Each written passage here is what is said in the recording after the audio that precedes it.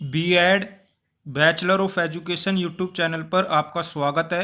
आज मैं आपको B.Ed सेकेंड ईयर के अंदर असेसमेंट फॉर लर्निंग वाले सब्जेक्ट के अंदर टॉपिक नंबर 8 करा रहा हूँ। इसके अंदर आज मैं आपको बताऊंगा परसेंटाइल एंड परसेंटाइल रैंक के बारे में। परसेंटाइल एंड परसेंटाइल रैंक का क्वेश्चन बहुत ही ज़्यादा इम्पोर्टेंट क्वेश्चन है और B.Ed के एग्जाम में 100% आने वाला ये क्वेश्चन है और 16 नंबर के अंदर ये क्वेश्चन आता है। ठीक है जी। जितनी भी यूनिवर्सिटी B.Ed कराती है उनके अंदर असेसमेंट फॉर लर्निंग वाले सब्जेक्ट के अंदर ये क्वेश्चन 100% आता ही आता है। इसके अलावा जितने भी हमारे टीचिंग एलिजिबिलिटी के टेस्ट होते हैं उनके अंदर भी इससे रिलेटेड क्वेश्चन 100% आते हैं।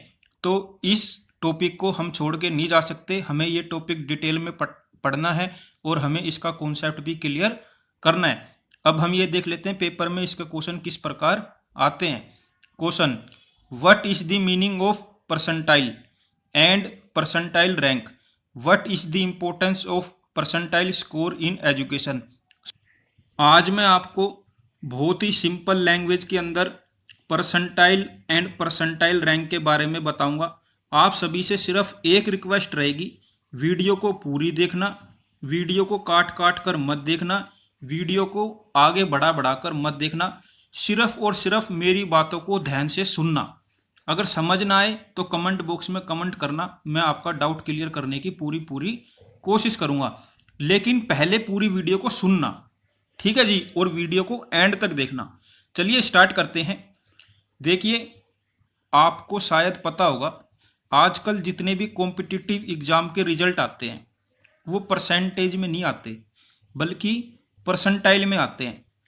तो अब हम ये समझते हैं कि परसेंटाइल आखिरकार होता क्या है। देखिए, परसेंटाइल आपको ये बताता है आप कितने परसेंट लोगों से आगे हो। इसको आप ऐसे भी कह सकते हैं, परसेंटाइल आपको ये बताता है आपके नीचे कितने परसेंट लोग हैं। एक एग्जाम्पल के थ्रू समझाने की कोशिश करता हूं इसी बात को। अगर मान लो आपके 90 परसेंटाइल आए हैं, सपोज करो आपने कोई कॉम्पिटिटिव एग्जाम दिया और आपके 90 परसेंटाइल आए हैं, तो इसका मतलब क्या हुआ? इसका मतलब ये हुआ आप 90% लोगों से आगे हो। या आप इसको ऐसे भी कह सकते हैं, आपके नीचे 90% लोग हैं। इसको आप दूसरी भाषा में ऐसे भी कह सकते हैं, आपके आगे 10% लोग हैं सिर्फ। ठीक है जी। परसेंटाइल हमें यह बताता है आप कहां पर स्टैंड करते हैं, आप कितने लोगों से आगे हैं या आपके आगे कितने लोग हैं, ये हमें क्या है, परसेंटाइल बताता है। मुझे उम्मीद है आप समझ गए होंगे परसेंटाइल क्या होता है। देखिए, ये वीडियो थोड़ी लंबी होगी, आगे मैं आपको एक एग्जाम्पल के थ्रू बहुत अच्छे तरीके से समझाऊंगा कि परसेंटाइल क्या होता है। देखिए, इसको थोड़ा सा और एक्सप्लेन करता हूं।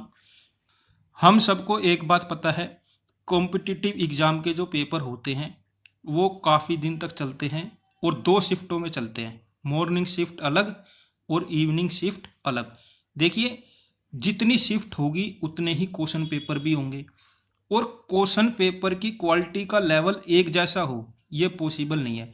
देखिए, जो हमारी टेस्टिंग एजेंसी है उनके लिए भी ये एक टफ टास्क है कि वो क्वेश्चन पेपर का लेवल एक रखें। देखिए, कई बार क्या होता है, किसी शिफ्ट में क्वेश्चन पेपर हो सकता है इजी आ जाए, किसी शिफ्ट में हो सकता है क्वेश्चन पेपर टफ आ जाए, या किसी शिफ्ट में हो सकता है नॉर्मल आ जाए। बच्चे बाद में क्वालिटी ऑफ पेपर को लेकर कंप्लेन ना करें। बच्चे बाद में ये ना कहें उस शिफ्ट में तो बहुत ज़्यादा आसान क्वेश्चन पेपर आ गया, बच्चे बाद में ये ना कहें उस शिफ्ट में तो बहुत ज़्यादा टफ आया था, उस शिफ्ट में तो बिल्कुल ही नॉर्मल आ गया। तो बच्चे ये कंप्लेन ना करें तो हम क्या है, परसेंटाइल का यूज करते हैं, नॉर्मलाइजेशन प्रोसेस को यूज करते हैं। इसमें ध्यान देने वाली बात यह है, हम हर शिफ्ट की अलग परसेंटाइल निकालेंगे, हम हर बच्चे की अलग परसेंटाइल निकालेंगे, किस बच्चे ने किस सब्जेक्ट में कैसी परफॉर्मेंस दी है, हर सब्जेक्ट की अलग से परसेंटाइल निकालेंगे हर बच्चे की। ठीक है, हम क्या करेंगे, लास्ट में सभी शिफ्टों की परसेंटाइल को एक जगह रखेंगे, कंपेयर करेंगे, मर्ज करेंगे और लास्ट में जाके रैंक निकालेंगे। अब मैं आपको परसेंटाइल का फॉर्मूला बता देता हूं। देखिए बहुत ही सिंपल फॉर्मूला है। Percentile is equal to number of candidate appeared in the session with raw score equal to और less than the candidate upon में total number of the candidate appeared in the session into 100। देखिए इसके अंदर क्या है, हमें हर shift का अलग अलग परसेंटाइल निकालना होता है। सपोज करिए कोई भी कॉम्पिटिटिव एग्जाम है या कोई भी एग्जाम है, वो 7 दिन तक चला, ठीक है, 7 डेज तक चला और वो 2 शिफ्ट में चला, ठीक है, मॉर्निंग शिफ्ट और इवनिंग शिफ्ट। तो मतलब ये टोटल पेपर कितनी शिफ्ट में चला, 14, ठीक है। तो क्वेश्चन पेपर के जो सेट आए होंगे वो 14 आए होंगे। तो अब हम क्या करेंगे, 14 परसेंटाइल निकालेंगे, मतलब हर शिफ्ट की अलग अलग परसेंटाइल निकालेंगे। अब हर शिफ्ट की अलग अलग परसेंटाइल क्यों निकालेंगे, वो इसलिए निकालेंगे ताकि हमारी जो परसेंटाइल है वो सही आए। देखिए अब हमें ये तो पता नहीं कौन सी शिफ्ट में इजी पेपर आया है, कौन सी शिफ्ट में नॉर्मल पेपर आया है, कौन सी शिफ्ट में बिल्कुल डिफिकल्ट आ गया या बहुत ज़्यादा इजी आ गया। तो उसको नॉर्मलाइज करने के लिए ही हम परसेंटाइल निकालते हैं ताकि रैंक अच्छी आए, बच्चे कंप्लेन ना करें, बच्चे ये ना कहें हमारी शिफ्ट में तो बहुत ज़्यादा हार्ड आ गया, कोई ये ना कहे उनकी शिफ्ट में इजी आ गया। तो ये कंप्लेन ना आए इसीलिए हम परसेंटाइल निकालते हैं। तो इसलिए हम क्या है 14 परसेंटाइल निकालेंगे। ये मैंने एक एग्जाम्पल लिया था। अब इसके अंदर आपको कुछ बातों का ध्यान रखना है, जैसे कि देखिए किसी भी एग्जाम के लिए कितने बच्चे रजिस्टर कर रहे हैं या कितने बच्चे अप्लाई कर रहे हैं वो मैटर नहीं करता। एक शिफ्ट के अंदर कितने बच्चे पेपर देने बैठे हैं, मतलब कितने कैंडिडेट अपीयर हुए हैं एग्जाम के अंदर, ये मैटर करता है, ठीक है जी।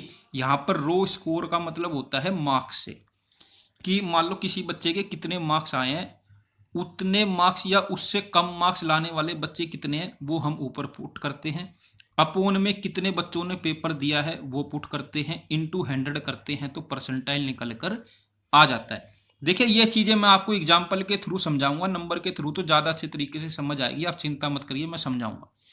अब बहुत सारे बच्चों को परसेंटाइल और परसेंटेज में कंफ्यूजन हो जाती है कि क्या परसेंटाइल और परसेंटेज सेम है। तो मैं आपको बता दूं दोनों में बहुत ज़्यादा डिफरेंस है, दोनों एक दूसरे के अपोजिट है।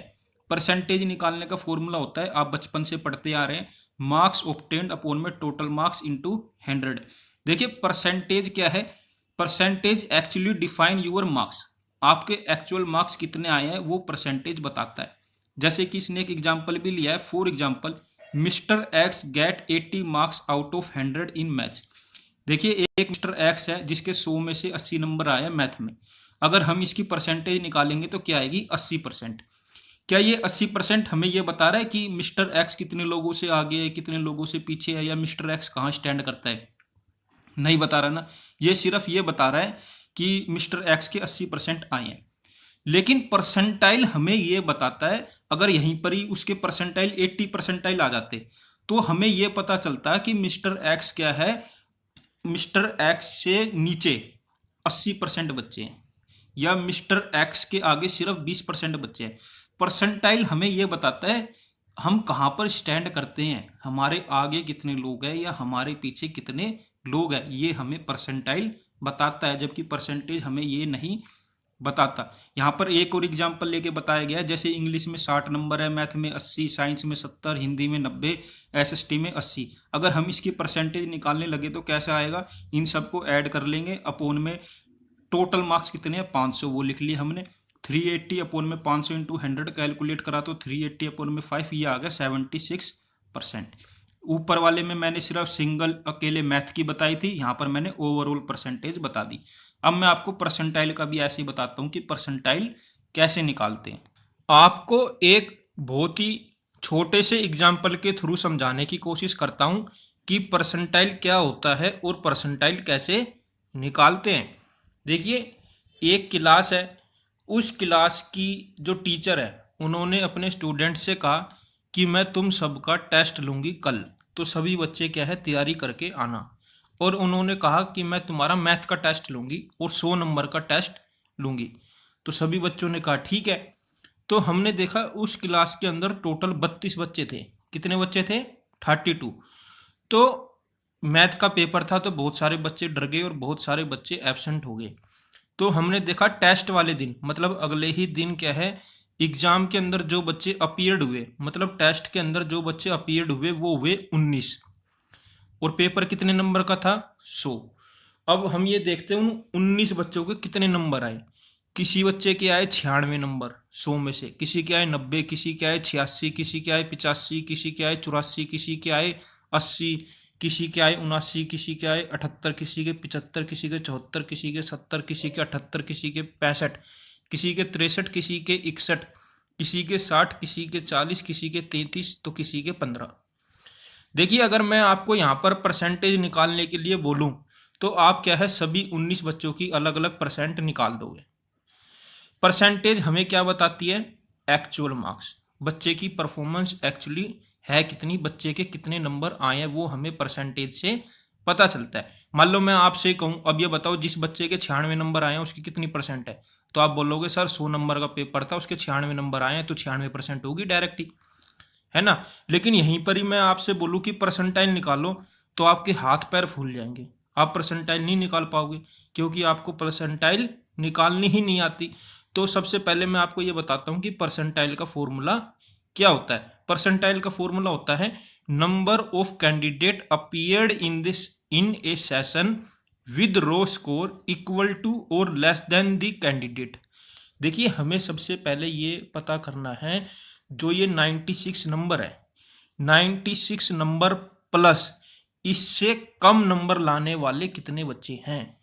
सबसे पहले हम ये देखेंगे, वो लिखेंगे अपोन में total number of candidate appeared in the session. हम ये देखेंगे उस दिन पेपर देने कितने बच्चे आए, उसको पुट करेंगे। हमें इससे मतलब नहीं है क्लासरूम के अंदर कितने बच्चे हैं, हमें उससे मतलब है कि कितने बच्चों ने पेपर दिया है, एग्जाम के अंदर कितने बच्चे अपीयर हुए हैं, हमें वो लिखना है और इनटू 100 करना है।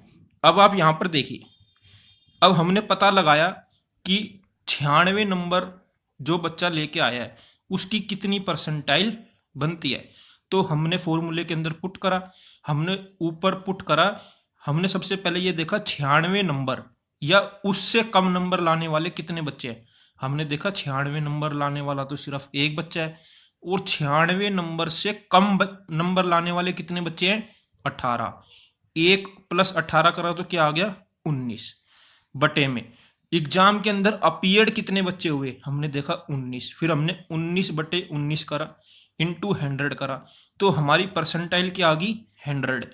इसका मतलब जिस बच्चे के 96 नंबर आए हैं उसकी 100 परसेंटाइल आई है, उस बच्चे से ऊपर कोई बच्चा है ही नहीं, सभी बच्चे उससे नीचे है। ये बच्चा पैरामिड पे है, मतलब ये बच्चा टॉप पे है।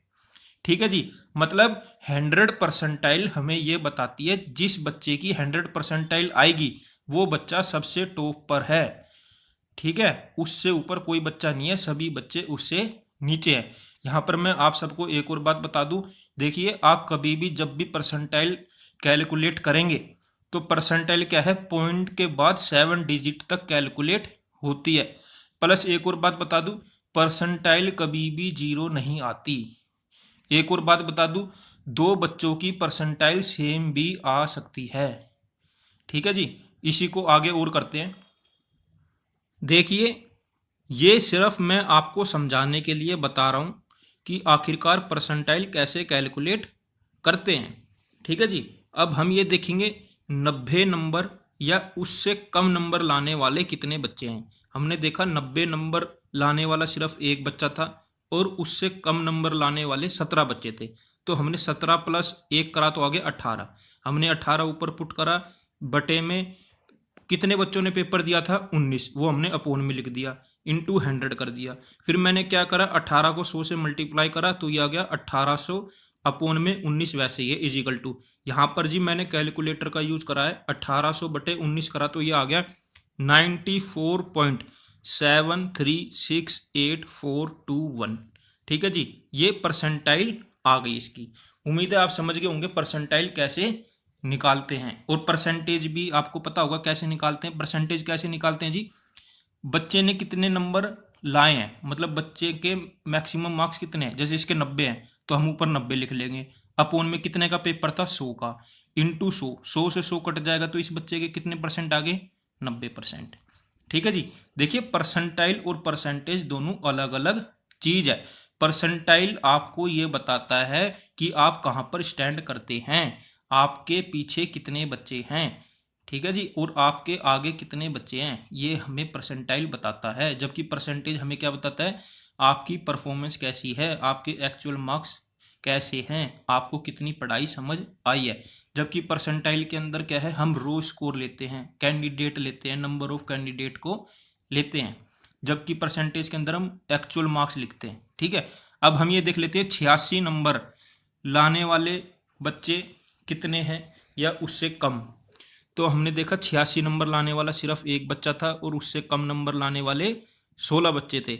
हमने 1 + 16 करा तो आ गया 17 अपोन में 19। अब पीरियड बच्चे कितने थे 19, इंटू 100 करा तो ये आ गया 19। इसको कैलकुलेट करा तो ये क्या आ गया 89.473684 आपको पता होगा पॉइंट के बाद क्या है, हम ऐसे ही रीड करते हैं, हम ऐसे रीड नहीं कर सकते 89.473684 नहीं, हम सिर्फ सिंगल सिंगल डिजिट को रीड करते हैं। देखिए ऐसे ही क्या है, मैंने सभी निकाल लिए हैं, उम्मीद है आपको समझ आ गए होंगे, मैंने 3 बता दिए। अब मैं आगे बताऊंगा तो वो टाइम वेस्ट करने वाली बात है, लास्ट वाला पढ़ के बता देता हूँ। जैसे कि मान लो हमें ये निकालना पड़ जाए कि ये बताओ 78 नंबर लाने वाले बच्चे की कितनी परसेंटाइल है, तो हम ये देखेंगे 78 नंबर लाने और उससे कम नंबर लाने वाले, हमने देखा 78 नंबर लाने वाला सिर्फ एक बच्चा था और उससे कम नंबर लाने वाले कितने बच्चे थे 11। 1 + 11 करा तो हो गया 12 अपोन में एग्जाम के अंदर कितने बच्चे अपीयर्ड हुए थे 19, इंटू 100 कर दिया। मैंने 12 को 100 से मल्टीप्लाई करा तो हो गया 1200 अपोन में 19 करा तो क्या आ गया 63.15789473। ये क्या आई है इसकी परसेंटाइल। उम्मीद आप समझ गए होंगे कैसे निकालते हैं। अब हम ये देख लेते हैं 75 नंबर लाने वाले बच्चे की क्या परसेंटाइल बनेगी। तो हमने देखा 75 नंबर लाने वाले कितने बच्चे हैं, हमने देखा सिर्फ एक बच्चा है। 75 नंबर से कम नंबर लाने वाले कितने बच्चे हैं 10, तो 1 + 10 करा तो हो गया 11, वो तो हमने ऊपर पुट कर दिया। अपोन में एग्जाम के अंदर अपीयर्ड कितने बच्चे हुए 19, वो हमने नीचे रख दिया, इंटू 100 कर दिया, वो फॉर्मूले में था।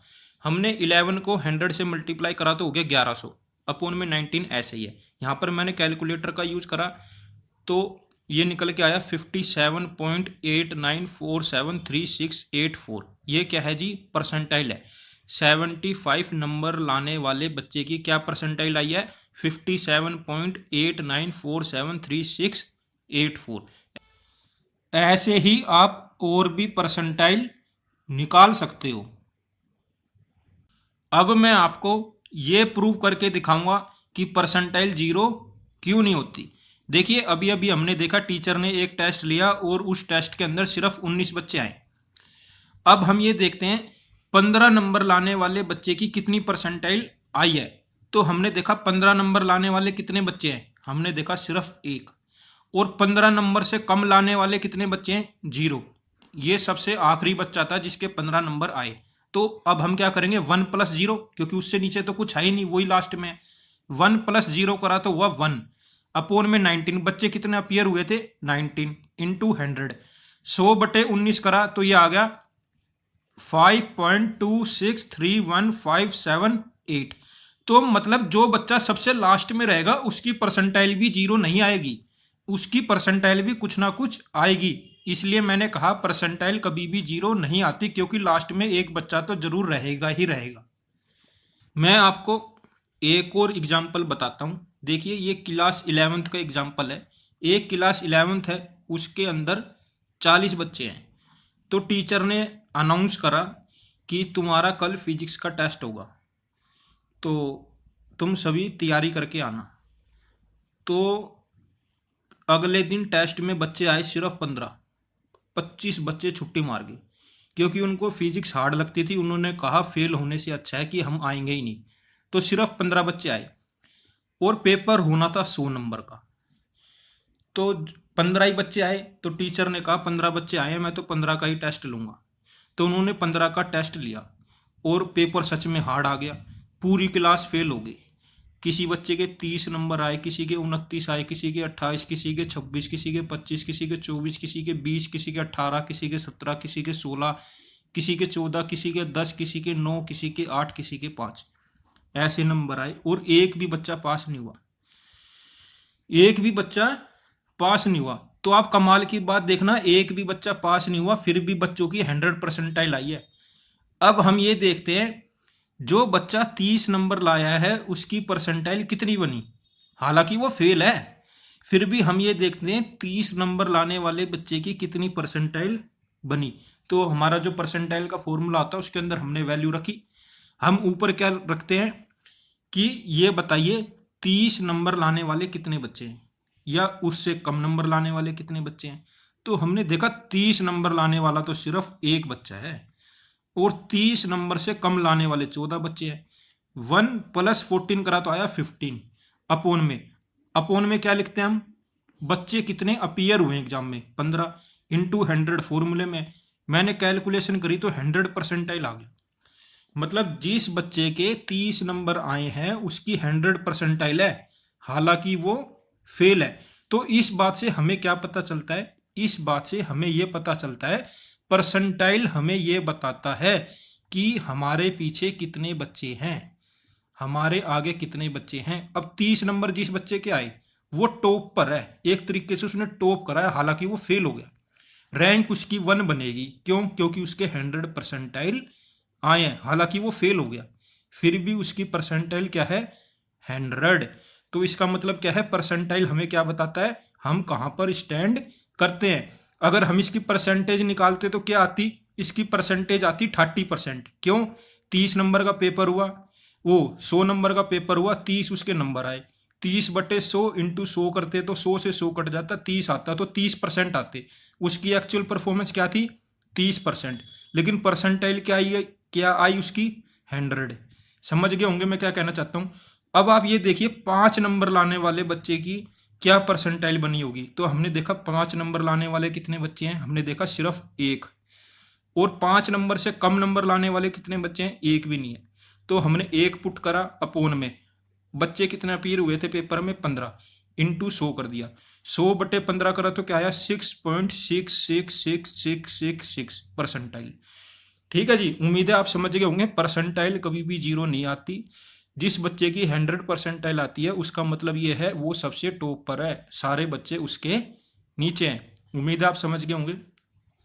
देखिए अब मैं आपको एक बड़े एग्जाम्पल के थ्रू समझाने की कोशिश करता हूं कि परसेंटाइल क्या होता है और उसको कैसे कैलकुलेट करते हैं और परसेंटाइल रैंक कैसे निकालते हैं। आप देख रहे हैं ऊपर लिखा हुआ है परसेंटाइल सेशन 1 डे 1 शिफ्ट 1। देखिए इसमें वैसे तो 4 कॉलम है। पहला कॉलम है रेड स्केच पेन से लिखा हुआ है रोल नंबर का, दूसरा कॉलम है रो स्कोर का, तीसरा कॉलम है परसेंटाइल स्कोर का, और फोर्थ कॉलम है डेट ऑफ बर्थ का। देखिए फिर हमने क्या करा, जो रो स्कोर का कॉलम है उसके अंदर 4 कॉलम बनाए हैं, मैथ का अलग, इंग्लिश का अलग, रीजनिंग का अलग और टोटल का अलग। ऐसे ही क्या है मैंने परसेंटाइल स्कोर के अंदर बनाया है, मैथ का कॉलम अलग, इंग्लिश का कॉलम अलग, रीजनिंग का कॉलम अलग और टोटल का कॉलम अलग। देखिए ये एक कॉम्पिटिटिव एग्जाम का पेपर है जिसके अंदर क्या है 3 पेपर आए थे, इंग्लिश का, मैथ का, रीजनिंग का। 120 नंबर का हर पेपर था, मतलब 360 नंबर का ये पेपर था। मैथ 120 नंबर की आई थी, इंग्लिश 120 नंबर की आई थी और रीजनिंग भी 120 नंबर की आई थी। टोटल 360 नंबर का ये पेपर था। तो लाखों बच्चों ने ये पेपर दिया था। तो मैंने कुछ बच्चों की डे 1 शिफ्ट 1 की परसेंटाइल निकालने की कोशिश करी है। देखिए हमें क्या है इसके अंदर टोटल पर फोकस करना है, सिर्फ और सिर्फ क्या है टोटल पर फोकस करना है। आप देख सकते हैं मैंने 10-12 रोल नंबर के यहाँ पर मार्क्स लिखे हैं, आप टोटल के ऊपर फोकस मारिए। ये लिखा है ना टोटल, रो स्कोर के अंदर टोटल देखिए, मैंने क्या है सबसे ज़्यादा नंबर जिसके आए हैं वो लिखा है, फिर उससे कम, उससे कम, उससे कम, उससे कम। ऐसे ही क्या है मैंने परसेंटाइल के अंदर देखिए मैंने हर सब्जेक्ट की भी परसेंटाइल निकाली है। मैथ की भी परसेंटाइल निकाली है, इंग्लिश की भी परसेंटाइल निकाली है, रीजनिंग की भी परसेंटाइल निकाली है, फिर मैंने टोटल की भी परसेंटाइल निकाली है। ठीक है जी, मैंने हर एक की अलग अलग परसेंटाइल निकाली है। जिसकी परसेंटाइल सबसे ज़्यादा है उसको ऊपर रखा है, उससे कम जिसकी है फिर उसको, उससे कम है फिर उसको रखा है। ठीक है, मैंने ऐसे असेंडिंग ऑर्डर में सबको रखा है। लास्ट में ये डेट ऑफ बर्थ है, इसका मैं आपको बाद में यूज बताऊंगा। तो ये डे 1 शिफ्ट 1 का डाटा है। ठीक है जी, इसमें आप एक और बात नोट करना, जैसे रो स्कोर के अंदर मैथ वाले कॉलम के अंदर आप देखिए एक बच्चे के 120 नंबर आए हैं, A143 जो रोल नंबर है उसके 120 नंबर आए हैं।